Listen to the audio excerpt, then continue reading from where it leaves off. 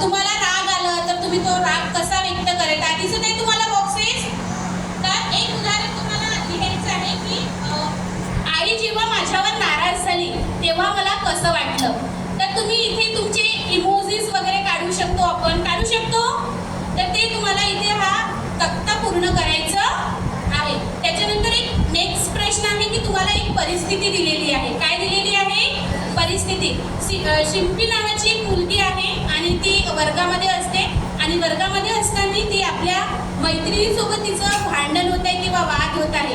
तर अशा वेळी शिंपीने कशा प्रकारे स्वतःच्या भावनांवर व्यवस्थापन करायला पाहिजे याच्या पद्धती तुम्हाला शिंपीला सांगायचं आहे की आपण व्यवस्थापन कशा कशा पद्धतीने करू शकतो. तुम्हाला समजले मॅजिक शीट? तर व्हेरी गुड. पुढच्या सेशनला तुम्हाला मॅजिक शीट पूर्ण करून आणायची आहे. तर आता आपण नेक्स्ट सेशनमध्ये